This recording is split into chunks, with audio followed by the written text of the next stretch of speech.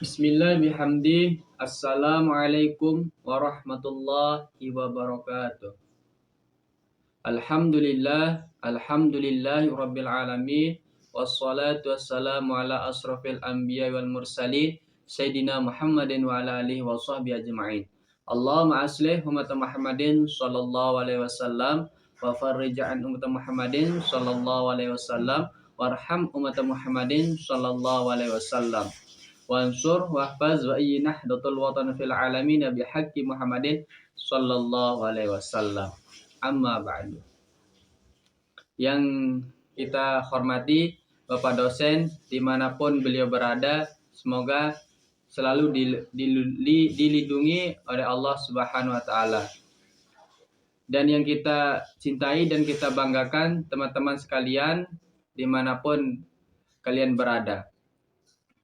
Kami dari kelompok 1 ingin menyampaikan hasil diskusi kami tentang Pancasila sebagai pandangan hidup. Terlebih dahulu, kami akan memperkenalkan diri kami.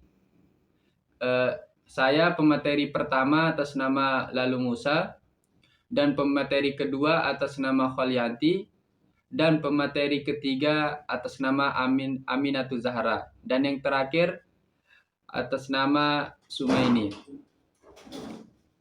Mungkin teman-teman udah tahu apa itu pandangan hidup. Ya. Akan terlebih dahulu saya akan sedikit menjelaskan apa itu pandangan hidup.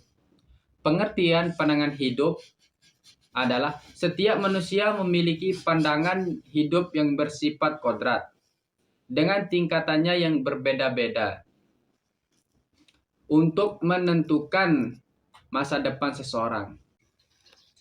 Arti pandangan hidup itu sendiri adalah pemikiran atau pendapat yang dijadikan pedoman, pegangan, atau sebagai arahan yang mencerminkan citra diri seseorang. Karena pandangan hidup itu mencerminkan cita-cita dan aspirasinya. Pandangan hidup adalah pendapat atau pertimbangan yang dijadikan pedoman, pegangan, arahan, petunjuk hidup di dunia. Pendapat atau pertimbangan itu hasil pemikiran manusia berdasarkan pengalaman sejarah, waktu, dan tempat hidupnya. Konsep-konsep pandangan hidup ada beberapa macam, yaitu yang pertama, pandangan hidup yang berasal dari agama, yaitu pandangan hidup yang mutlak kebenarannya. Yang kedua, pandangan hidup yang berupa ideologi yang disesuaikan dengan kebudayaan. Yang terakhir, pandangan hidup hasil renungan, yaitu pandangan yang relatif kebenarannya. Inilah penjelasan tentang pandangan hidup. Sudah kami jelaskan apa itu pengertian pandangan hidup. Maka kami lanjutkan sedikit. Yang pertama, arti Pancasila sebagai pandangan hidup bangsa. Pandangan hidup bangsa merupakan nilai yang dimiliki oleh suatu bangsa yang diyakini kebenarannya, sehingga menumbuhkan tekad untuk mewujudkannya. Pandangan hidup bangsa Indonesia adalah Pancasila. Pancasila sebagai pandangan hidup bangsa Indonesia dinilai sangat penting bagi masyarakat Indonesia sendiri. Karena Pancasila dijadikan petunjuk atau pedoman hidup bagi masyarakat Indonesia dalam segala kegiatan manusia. Pandangan hidup yang terdiri atas kesatuan, kerangkaian, nilai-nilai luhur adalah suatu wawasan yang menyeluruh terhadap kehidupan itu sendiri. Pandangan hidup berfungsi sebagai kerangka acuan untuk menata kehidupan diri pribadi atau manusia lainnya serta alam sekitarnya. Saya akan melanjutkan pembahasan kedua yang bertema Pancasila sebagai pandangan hidup.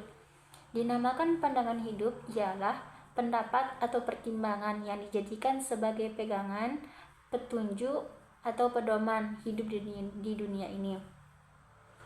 Maka setiap negara yang ingin berdiri dengan kokoh maka harus memahami dengan jelas tujuan yang ingin dicapainya dan harus memerlukan yang namanya pandangan hidup. Nah, juga Pancasila merupakan pandangan hidup bangsa Indonesia yang memiliki hakikat Pancasila itu sendiri ialah sistem nilai yang merupakan kristalisasi nilai-nilai dasar bagi budaya bangsa Indonesia selama sejarahnya. Dan juga Pancasila diartikan sebagai sistem nilai atau value system yang dipilih dan dianut karena diyakini kebenaran, keindahan, kebaikan, serta manfaatnya bagi bangsa Indonesia, sehingga dijadikan sebagai petunjuk, sebagai pedoman dalam kehidupan sehari-hari. Yang kedua, Pancasila sebagai ideologi. Ideologi berasal dari dua gabungan kata. Yang pertama, idea yang berarti cara berpikir. Yang kedua, logos yang artinya ilmu. Maka dapat kita artikan ideologi adalah sebagai cara berpikir yang dijadikan sebagai pedoman hidup bagi bangsa dan negara. Maka ada 5 ideologi atau 5 dasar ideologi tersebut. Yang pertama, Pancasila. 1. Ketuhanan yang Maha Esa. Kedua, kemanusiaan yang adil dan beradab. Yang ketiga, persatuan Indonesia. Yang keempat, kerakyatan yang dipimpin oleh hikmah kebijaksanaan dalam permusyawaratan perwakilan. Yang kelima, keadilan sosial bagi seluruh rakyat Indonesia. Dan menurut pendapat ahli, Pancasila sebagai ideologi adalah tatanan nilai yang didapatkan melalui proses yang panjang dan kristalisasi nilai-nilai luhur atau nilai-nilai dasar yang tercermin dari bangsa dan negara. Oleh karena itu, kelima dasar tersebut harus diimplementasikan dengan benar. Tiga itu Pancasila sebagai dasar negara. Setiap negara tentu memiliki dasar negara yang dimana negara tersebut dijadikan sebagai sikap hidup, pandangan hidup, serta sumber data hukum dalam negara. Tanpa dasar dan tujuan, maka sebuah negara tersebut tidak akan mendapatkan kemajuan dan kesejahteraan. Maka di sini dasar negara Indonesia adalah Pancasila yang terdiri dari 5 sila yang menjelaskan tujuan negara Indonesia berdiri dengan tegaknya. Di sini juga Pancasila sebagai dasar negara itu memiliki beberapa hal. Yang pertama, sebagai sumber kaidah hukum konstitusional. Yang kedua, itu mempunyai kekuatan yang mengikat secara hukum. Yang ketiga, meliputi suasana kebatinan atau cita-cita hukum. Nah, maka dari dasar itu negara mempunyai nilai dasar, yakni dijadikan tujuan umum yang hendak diwujudkan dengan segala perundang-undangan. Terima kasih kepada Saudari Holianti telah menyampaikan pemateri kedua. Baik, saya akan melanjutkan ke pemateri ketiga, yaitu tentang sejarah lahirnya Pancasila. Pada masa penjajahan Jepang membentuk Badan Penyelidik Usaha-Usaha Persiapan Kemerdekaan Indonesia yang sering disebut dengan BPUPKI pada tanggal 29 April 1945. Tujuan dibentuknya BPUPKI yaitu untuk mempersiapkan kemerdekaan Indonesia. Adapun sidang pertama yang dilakukan oleh BPUPKI yaitu dilaksanakan pada tanggal 29 Mei sampai dengan 1 Juni 1945. Dalam sidang ini, anggota BPUPKI membahas dasar negara Indonesia merdeka. Ada 3 tokoh pengusul dasar negara. Yang pertama, Muhammad Yamin, yang kedua, Prof. Dr. Soepomo, dan yang ketiga, Ir. Soekarno. Muhammad Yamin pada tanggal 29 Mei 1945, beliau mengusulkan tentang 5 asas dasar negara.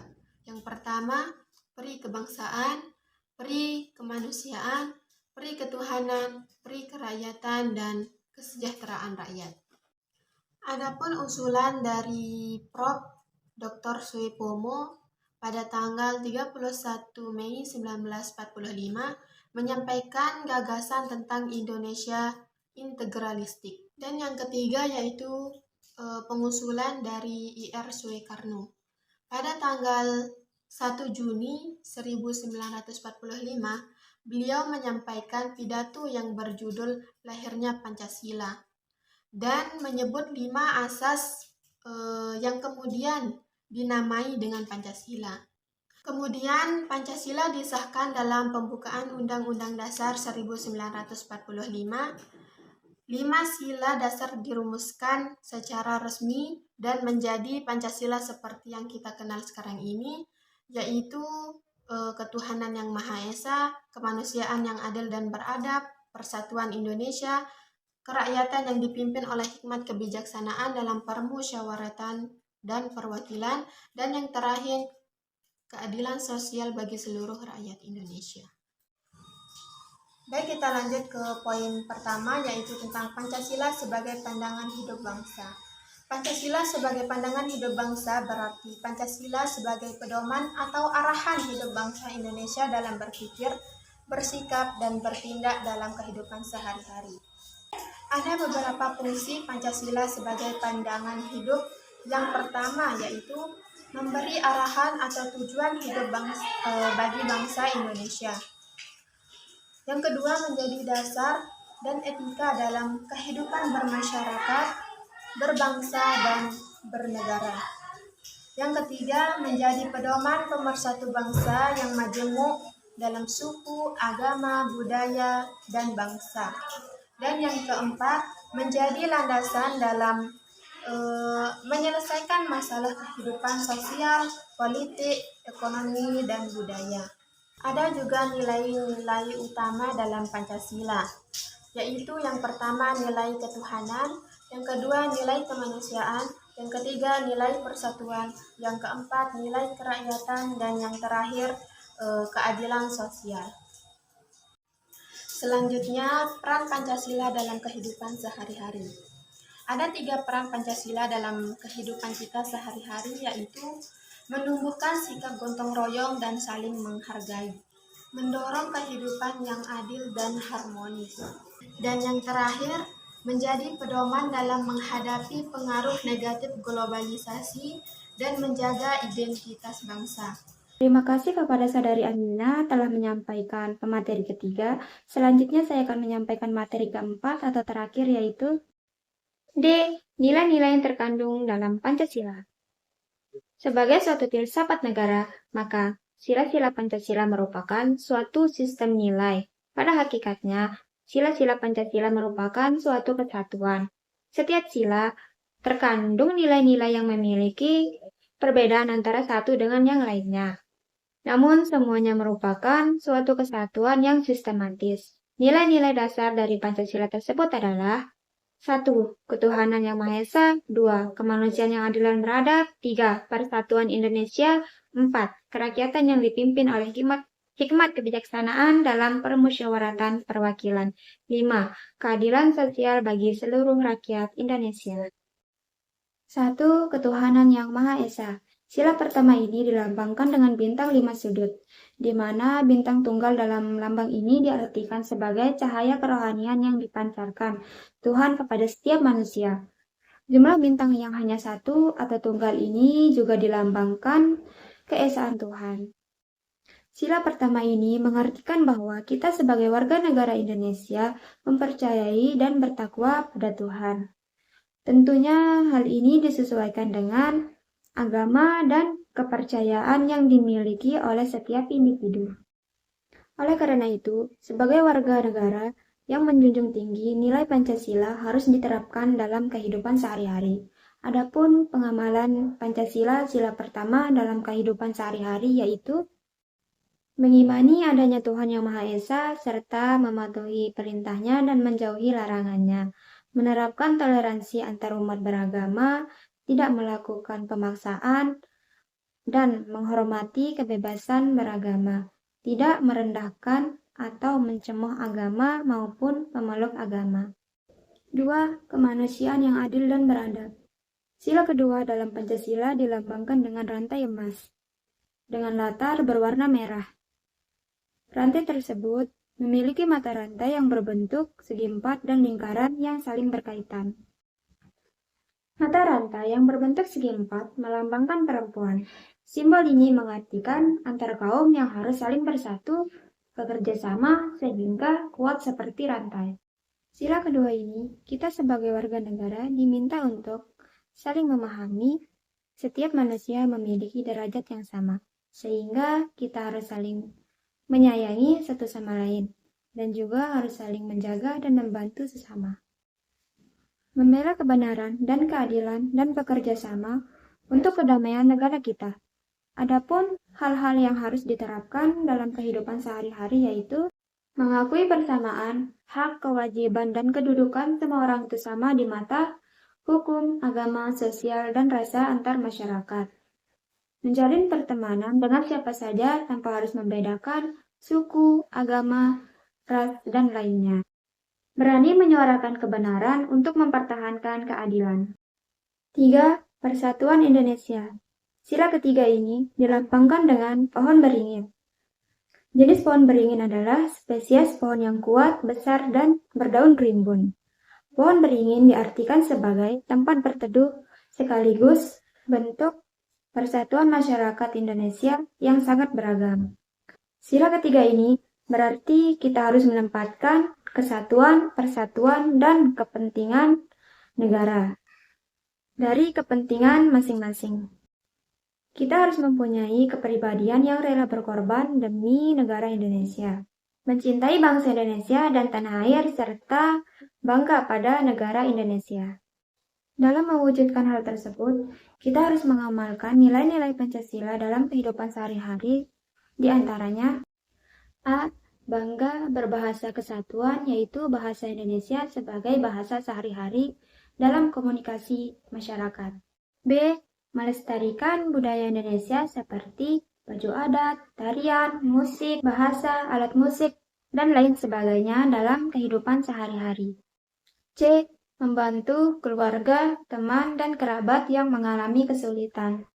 D. Saling bekerja sama menjaga keutuhan negara NKRI dengan berpegang teguh pada nilai-nilai Pancasila. E. Gotong royong. 4. Rakyatan yang dipimpin oleh hikmat kebijaksanaan dalam permusyawaratan perwakilan. Sila ini dilambangkan dengan kepala banteng. Kepala banteng memiliki filosofi sebagai hewan sosial yang suka berkumpul. Berkumpul di sini kemudian diartikan sebagai kegiatan musyawarah antar orang-orang melahirkan suatu keputusan.